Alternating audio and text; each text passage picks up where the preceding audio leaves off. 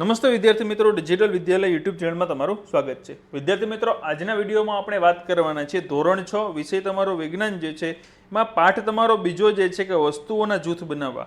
આ પાઠ છે એનું સંપૂર્ણ આપણે સ્વાધ્યાય જે છે એનું સોલ્યુશન છે આપણે જોવાના છીએ.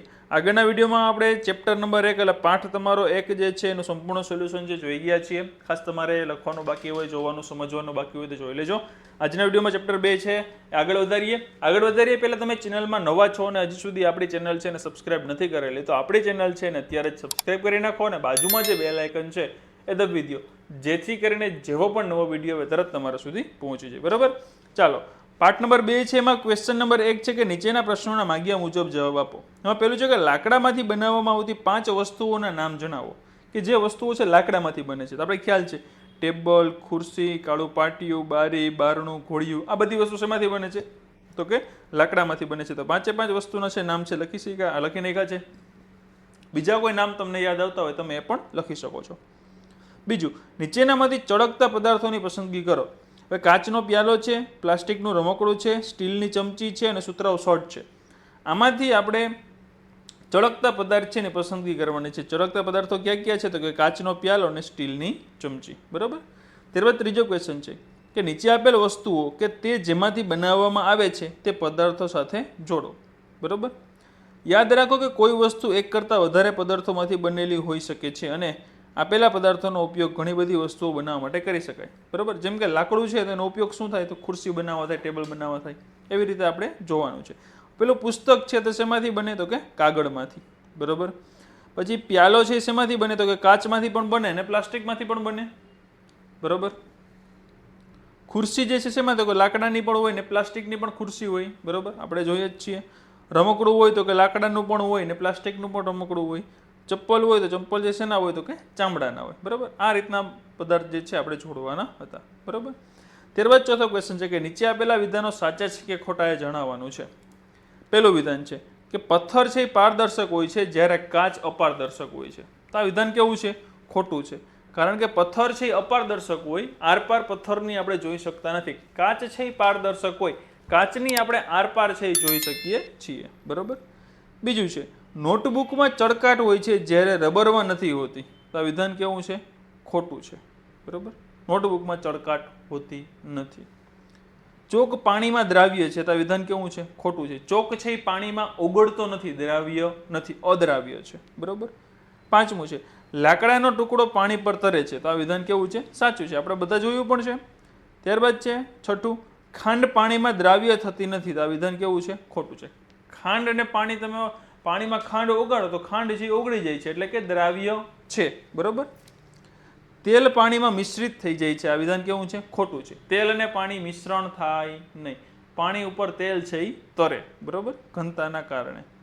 ત્યારબાદ છે કે રેતી પાણીમાં તળિયે બેસી જાય છે. તો વિધાન કેવું છે? સાચું છે. આ રેતી તમે નાખો એટલે પાણીમાં છે તળિયે બેસી જાય.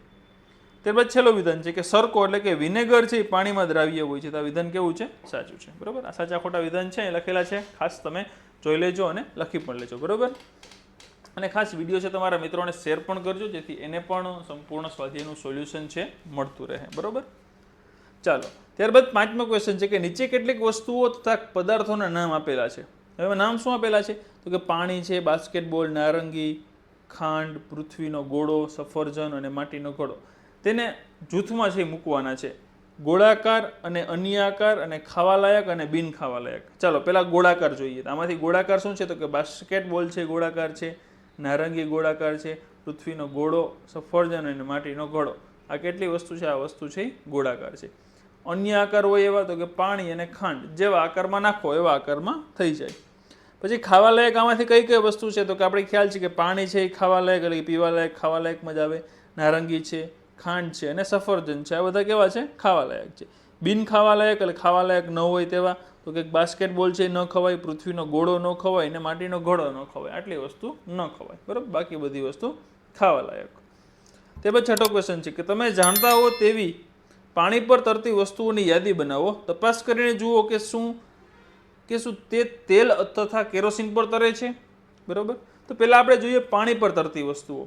તો કે બરફ, લાકડું, પિત્તળની વાટકી, કાગળની હોડી, પછી આ લાકડાનો બૂચ હોય એ, પછી સોડિયમ, સફરજન અને પેટ્રોલ.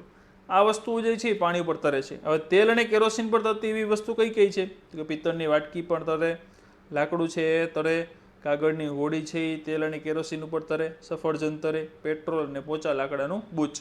બરોબર, અહીંયા પોચા લાકડાનું બુચ જે છે એ પણ પાણી અને કેરોસીન બંને ઉપર તરે. તો એની યાદી છે અહીંયા બનાવેલી છે. બરોબર.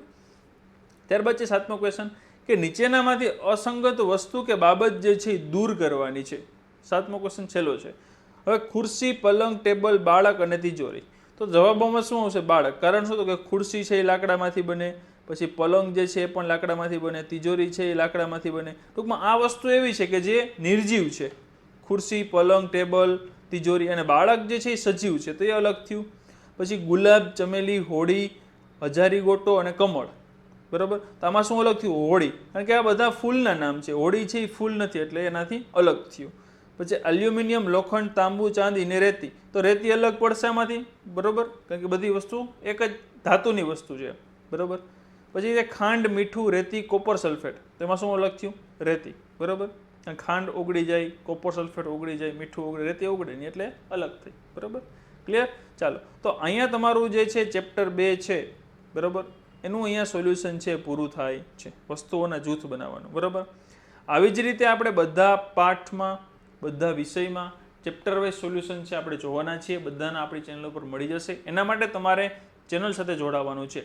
એટલે કે ચેનલમાં તમે નવા છો ને ચેનલને સબસ્ક્રાઇબ નથી કરેલી તો આપણી ચેનલ છે ને સબસ્ક્રાઇબ કરી નાખો અને બાજુમાં જે બેલ આઇકન છે એ દબાવી દો, જેથી કરીને જેવો પણ નવો વિડીયો આવે તરત તમારા સુધી પહોંચી જાય. બરાબર. અને વિડીયોમાં કંઈ ન સમજાતું હોય તો ખાસ કોમેન્ટ બોક્સમાં કોમેન્ટ કરી દેવાની છે ને વિડીયો મેક્સિમમ તમારા બધા મિત્રો સુધી શેર પણ કરવાનો છે, જેથી એને પણ સંપૂર્ણ સોલ્યુશન છે મળી જાય. બરાબર. ચાલો મિત્રો, મળીએ આપણે નવા વિડીયોમાં. ત્યાં સુધી આવજો મિત્રો. જય હિન્દ, જય ભારત.